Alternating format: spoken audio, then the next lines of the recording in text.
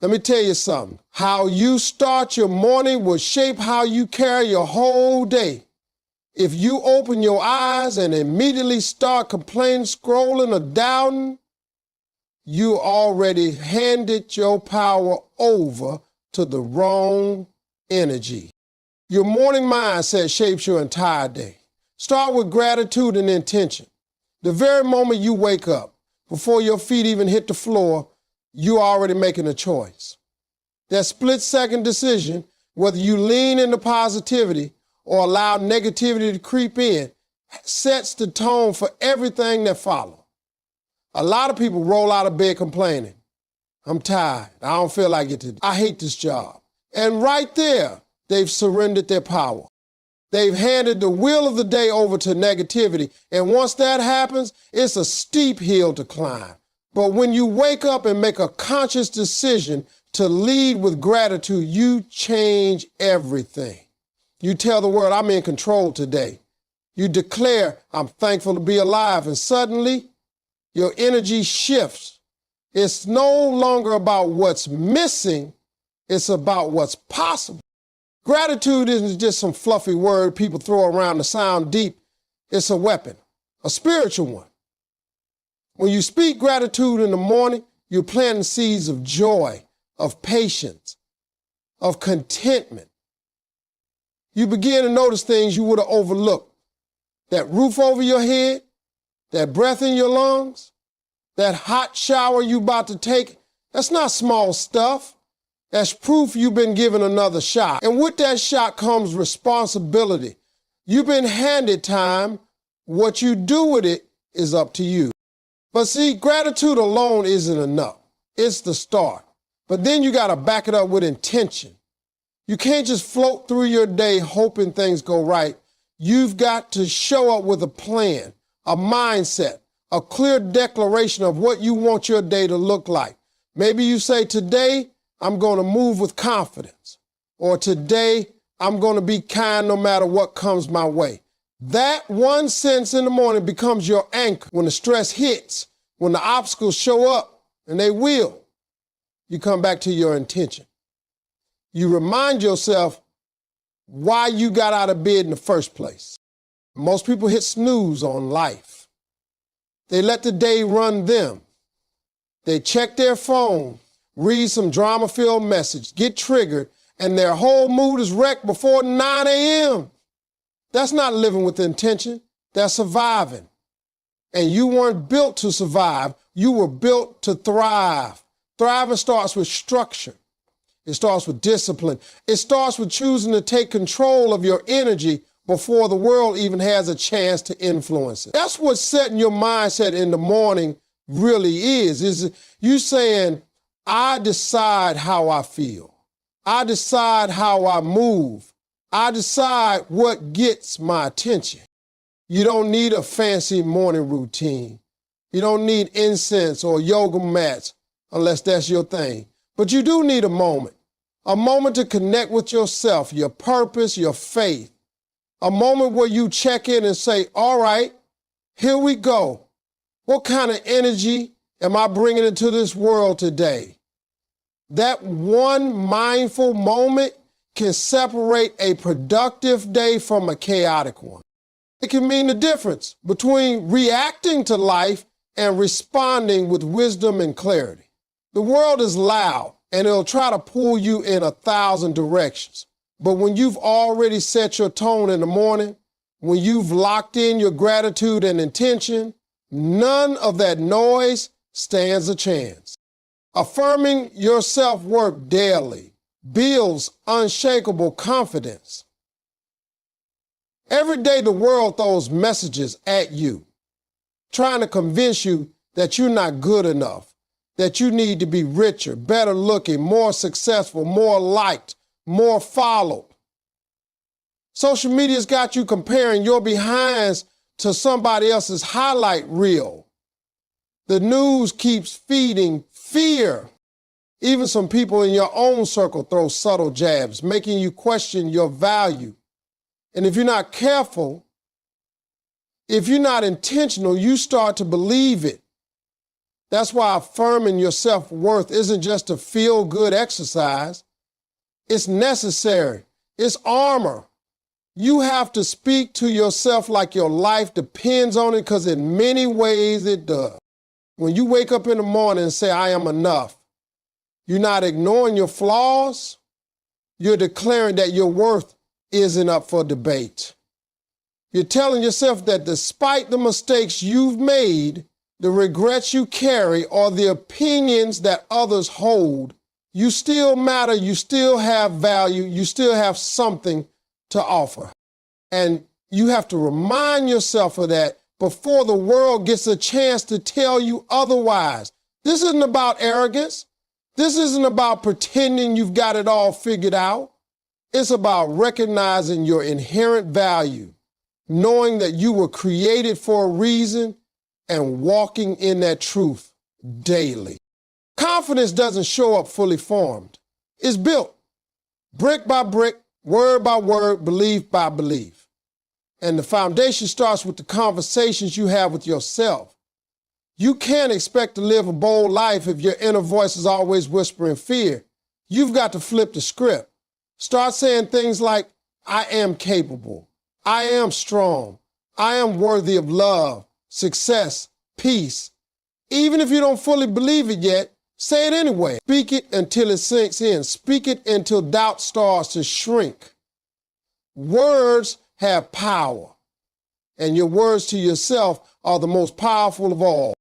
The reason so many people struggle with confidence isn't because they're not talented or smart. It's because they've allowed other voices to become louder than their own. Somewhere along the line, someone made them feel small, and they never unlearned that lie. But each day is a new opportunity to take your voice back, to tell yourself the truth about who you are, to build your self-worth like a muscle. It's a process. Some days it'll feel natural, some days forced, but the key is consistency. You don't go to the gym once and expect results. Same with your confidence. You affirm it every single morning, not just when you feel good, but especially when you don't. And here's what happens when you do that long enough. Your energy changes. You stop chasing approval. You stop settling for less. You walk into rooms differently. You handle rejection with grace because you no longer see it as a reflection of your value. You take risks because you trust yourself. You stop playing small because you've learned to respect your own voice. That's what unshakable confidence looks like. It's not loud, it's not boastful, it's steady. It's rooted. And it's built one daily affirmation at a time. Speaking purpose into your day, give direction and energy. Most people wake up and just go through the motions. They drag themselves out of bed, check their phone, maybe scroll through social media, and then stumble into the day with no sense of direction. It's like setting out on a road trip with no map, no destination, and no gas in the tank. And then they wonder why they feel tired, distracted, unfulfilled. But when you start your day by speaking purpose over it, you give your time meaning. You tell the day what you expect from it instead of letting the day control you. You become intentional with your energy, your thoughts, your actions. Purpose is fuel. It doesn't matter how small the task is. When you attach it to a bigger purpose, it becomes powerful. If you say, today, I'm going to serve someone, or today, I'm going to create something meaningful, or even just today, I'm going to be present and grateful, you give yourself a reason to push forward. You give your life structure. And when life has structure, it produces momentum. You stop drifting, you start aiming. That's why it's important to pause every morning to ask yourself, what's my why today? It doesn't have to be dramatic or world-changing. Maybe your purpose today is to be a better parent. Maybe it's to be more disciplined with your goals. Maybe it's to encourage someone who's struggling. The purpose itself doesn't have to be big, but your awareness of it needs to be clear. When you know your why, the how becomes easier. You move differently when you know what you're walking toward. You handle interruptions better because you know they're temporary. You say no to distractions more confidently because you've already said yes to your mission. Speaking purpose into your day also gives you clarity. You don't waste time guessing what matters most. You already decided that before you walked out the door. It brings alignment. Your actions match your intentions. You don't just hope for a good day, you build one. You don't wait for motivation. You show up already motivated by purpose. And that shift in mindset changes how you work, how you speak, how you respond to challenges. People talk about being tired all the time, but a lot of that tiredness isn't physical. It's emotional, it's spiritual, it's the exhaustion of living without aim, without reason. But when you're living with purpose, you may still get tired, but it's a different kind of tired. It's the kind that comes from giving your all to something that matters. It's the kind of tired that feels fulfilling, not empty. Letting go of your past frees you to grow and move forward. So many people are stuck, not because they don't have potential, not because they lack opportunities, but because they keep dragging the weight of their past into every new day. They wake up with a full heart, but a heavy mind. Regret, guilt, shame, heartbreak, failure, it plays on a loop like a song that won't stop, and it drowns out everything else. They've allowed one bad decision, one mistake, one chapter to define the whole story. But here's the truth. Your past may have shaped you, but it doesn't have to trap you. You are not your failure. You are not your pain. You are not the version of you that didn't know better back then. Every morning you wake up, you're being given permission to start fresh. Life gives you a blank page, but it's up to you to stop rewriting the same chapter. Letting go doesn't mean you erase the past or pretend it didn't happen. It means you take the lesson, you take the strength, and you leave the rest. You stop replaying conversations that are over. You stop blaming yourself for choices you can't unmake. You stop punishing yourself for being human. Growth only happens in the present, but it's blocked when your mind is stuck in the past. There are people who carry around old labels, things they were called years ago by people who didn't see their value. They internalize those words and start to wear them like truth. But those labels only stick if you keep answering to them. When you let go of who you used to be, you make space for who you're becoming. You open yourself to possibility again. You allow yourself to dream, to try, to believe. It takes courage to move forward. It takes faith to release what's behind. But freedom lives on the other side of letting go. You can't pour new blessings into a cup that's already full of old pain. And too many people wake up every day trying to fix what's behind them instead of building what's ahead. You weren't created to rewind. You were created to rise. That means learning how to forgive yourself. That means choosing not to be defined by the version of you that did know what you know now. That means walking into each day saying, I'm not carrying yesterday with me. That one choice can change everything. People often think the past has a grip on them, but the truth is, it's their grip on the past that keeps them bound. And until you decide to loosen that grip, you'll keep reliving pain that no longer belongs in your life. The power to move forward is already in you. You don't need closure. You don't need a perfect explanation. What you need is the courage to look at your reflection and say, I deserve peace. Peace doesn't come from rewriting the past. It comes from releasing it. And the moment you release it, you create room for healing, for growth, for opportunities that couldn't reach you while you were still looking backward. Protecting your peace is essential for sustained progress. In a world that constantly pulls at your attention, drains your energy, and demands more than it gives, Peace is not a luxury. It's a necessity. Too many people confuse being busy with being productive or being available with being valuable. They say yes to everything and everyone, then wonder why they feel so exhausted, so burned out, so disconnected. But the truth is, if you don't protect your peace, the world will rob you of it. Peace doesn't just happen. You have to fight for it, guard it, and prioritize it like your life depends on it, because in many ways, it does. There are people who bring chaos the moment they step into your space. They come with negativity, drama, criticism, or emotional baggage they expect you to carry. And if you're not careful, you'll absorb it. You'll internalize their stress, their bitterness, their toxic energy. That's why setting boundaries is not about being rude. This is about being wise. You don't have to answer every call.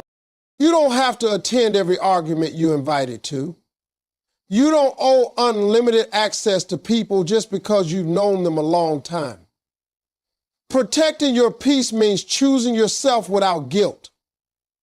It means knowing when to walk away, when to stay quiet, and when to let go. Your environment affects your energy more than you realize. If your surroundings are always loud, cluttered, or emotionally charged, your spirit stays on edge. You can't create in chaos. You can't heal in noise. You can't focus when you're constantly being pulled in 100 directions. That's why you have to be intentional about what you allow into your mind, your heart, and your home. Sometimes peace means turning off the TV, putting the phone on silent, or stepping away from the crowd. It's not isolation, it's self-preservation. Peace also comes from within. It's not just about avoiding drama. It's about managing your own thoughts, your inner dialogue, your self-talk, the stories you tell yourself. They shape your entire experience. If your mind is constantly filled with worry, comparison, regret, or self-criticism, you'll never feel grounded no matter how quiet the outside world is. Protecting your peace means replacing that noise with truth, gratitude, and perspective. It means giving yourself grace on the hard days and celebrating yourself on the good ones. Progress doesn't thrive in turmoil. When your peace is protected, your focus sharpens. Your decisions get clearer. Your creativity flows. You stop second-guessing yourself and start trusting your intuition. You become more present, more mindful, more connected to your purpose. You start showing up from a place of strength rather than survival. That shift is powerful. Because when your peace is intact, it doesn't matter what storm is around, you stay anchored. There's always going to be noise in the world. There's always going to be something fighting for your attention. But when you wake up every day and make the conscious decision to protect your peace, you reclaim control. You stop living reactively and start living intentionally. You stop leaking energy and start preserving it for what truly matters. Believing in divine favor opens doors beyond your imagination. There are some things in life you can plan for, work for, hustle for, and you should. But there's another level of blessing that doesn't come from your effort alone. It comes from grace. It comes from believing that something bigger than you is working on your behalf.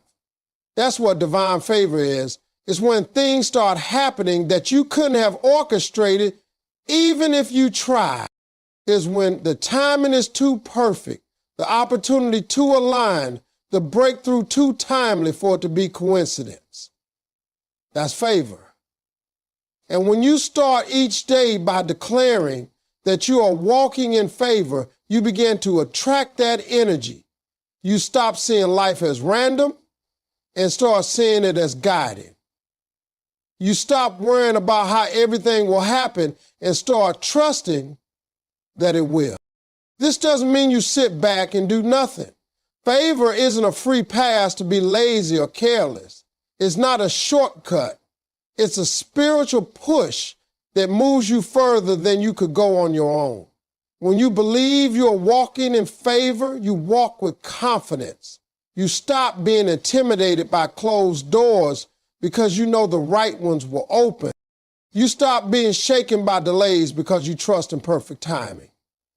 You stop begging for opportunities because you understand what's meant for you cannot miss you.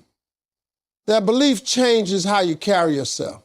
You stop chasing and start attracting.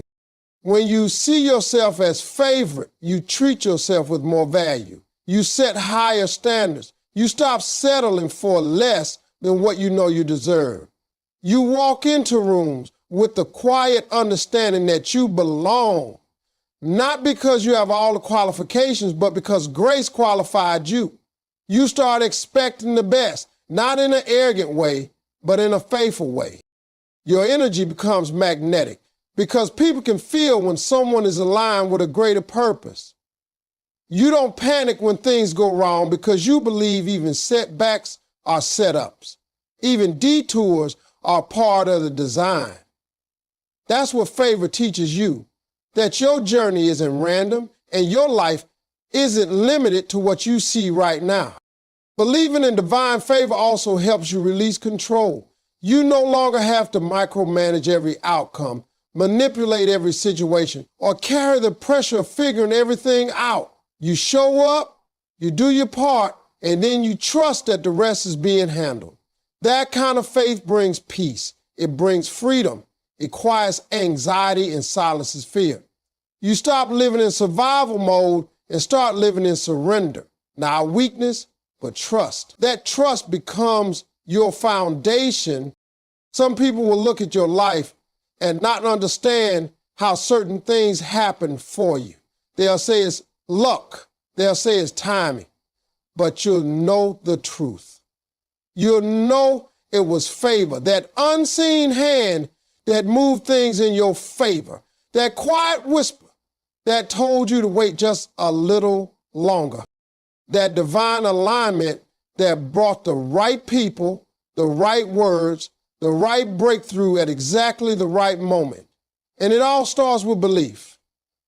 You can't receive what you don't believe in. You have to wake up every day expecting favor, looking for it, thanking God for it, even before it arrives. That kind of belief doesn't just change your mindset, it changes your life.